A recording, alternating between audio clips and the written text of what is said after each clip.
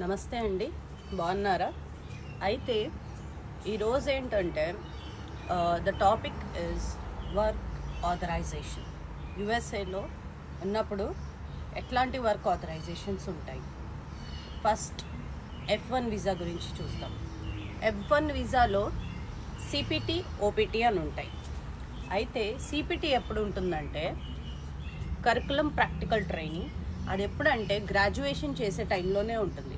For example students masters చేస్తున్నారు లేదా bachelor degree చేస్తున్నారో అప్పుడు వాళ్ళ ఫీల్డ్కి సంబంధించింది కనుక జాబ్స్ ఉంటే, ఎప్పుడైతే సమ్మర్ హాలిడేస్ ఉంటాయో ఇట్లాంటి హాలిడేస్ ఉంటాయో దానికి ఒక 6 నెలల ముందే స్టూడెంట్స్ అప్లై చేసుకోవాలి.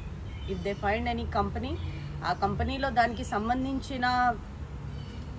సంబంధించిన జాబ్స్ కనుక ఉంటే, ఫర్ ఎగ్జాంపుల్ మెకానికల్ ఇంజనీరింగే చేస్తున్నారు, అట్లాంటి టైంలో మెడికల్ డివైజెస్ కంపెనీస్ ఉన్నాయి, ఎలక్ట్రిక్ కంపెనీస్ ఉన్నాయి. ఈ కంపెనీస్ ఏంటంటే ఇవి మ్యానుఫ్యాక్చరింగ్ సైట్లో చిన్న చిన్న జాబ్స్ దొరుకుతాయన్నమాట.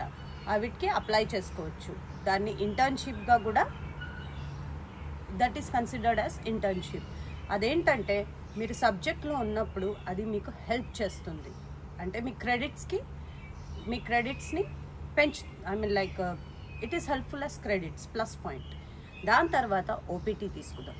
ఓపీటీలో ఏంటంటే ఒకసారి మీ గ్రాడ్యుయేషన్ అయిపోయిన తర్వాత you will start searching for jobs.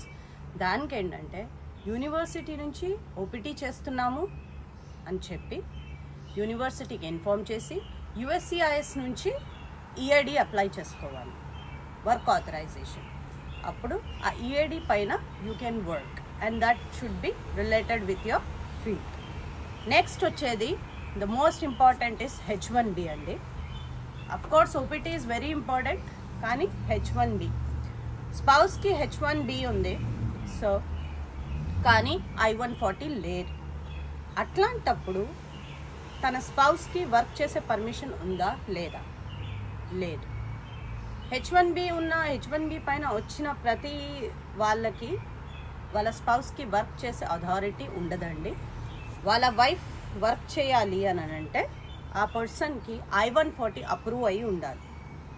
I-140 approve అయిన తర్వాత అప్పుడు ఆ స్పౌస్ది డీటెయిల్స్ యుఎస్సిఐఎస్కి పంపించి అప్పుడు వైఫ్గా కార్డ్ వస్తుంది, ఆథరైజేషన్ కార్డ్. I-140 అప్రూవ్ లేకపోతే H4 వాళ్ళకి, అంటే డిపెండెంట్ వీసా వాళ్ళకి వర్క్ ఆథరైజేషన్ ఉండదు. అయితే ఈ H4 మహిమ ఏంటంటే it is equal to green card అనమాట. అదేంటంటే H4 పైన ఏ బిజినెస్ అయినా పెట్టుకోవచ్చు, ఏ జాబ్ అయినా చేసుకోవచ్చు, ఎన్ని జాబ్లైనా చేసుకోవచ్చు. It's almost like equal to green card. ఇక్కడ ఇండియాకి అమెరికాకి డిఫరెన్స్ ఏంటంటే మీరు ఓపీటీ, సిపిటి అంటే F1 ఒక స్టూడెంట్ల అమెరికాలో ఎంటర్ అయినప్పుడు you people have to do only 1 job. కానీ డిపెండెంట్స్కి బెనిఫిట్ ఏంటంటే H4 ఈఐడి ఉన్న వాళ్ళకి బెనిఫిట్ ఏంటంటే they are equal to the citizens. అంటే వాళ్ళు ఎన్ని జాబ్లైనా లీగలీ చేసుకోవచ్చు and any number of jobs, ఇంతే అని లిమిట్ అనేది ఉండదు. ఒకవేళ మీకు కుదిరితే మీరు 10 జాబ్లైనా లీగలీ చేసుకోవచ్చు అనమాట. అది H4 ఈఐడి మహిమ. దాని తర్వాత గ్రీన్ కార్డ్ సిటిజన్స్ వాళ్ళకైతే ఇంకా చెప్పక్కర్లా, they can do any number of jobs, అసలు ఇబ్బందే లేదు. సో ఏంటంటే ఇది ఇంకోటి L1, L2. L1 పైన కనుక వైఫ్ అయినా హస్బెండ్ అయినా వస్తే L2 వాళ్ళు జాబ్ చేసుకోవచ్చు. సో అమెరికాకి రావడానికి F1 ఒకటే కాదండి, there are lot of visas and ఎలా ఇవి వర్క్ అవుతాయో మనము ఐడియా ఉండాలి. F1 వీసా ఒకటే పైన నేను అప్లై చేశాను, వచ్చారు. F1 కష్టాలు ఒక రకంగా ఉంటే వేరే చాలా ఆపర్చునిటీస్ ఉన్నాయి.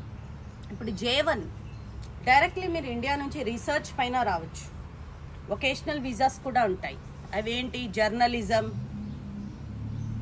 అండ్ లాట్ ఆఫ్ రీసెర్చెస్, ఇట్లాంటి వీటికి కూడా వొకేషనల్ వీసాస్ ప్రొవైడ్ చేస్తారు. You can work in USA. So చూసుకోండి మరి ఈ ఇన్ఫర్మేషన్ ఇద్దామని నేను ఈ వీడియో తయారు చేయడం జరిగింది. ఇంకా ఇంకా ఇంకా నెక్స్ట్ వీడియోస్లో ఉంటుంది. And we will clip it, అంటే ఒక్కొక్క టాపిక్ పైన ఒక్కొక్క వీడియో తయారు చేద్దామండి. ఇప్పుడు నమస్తే.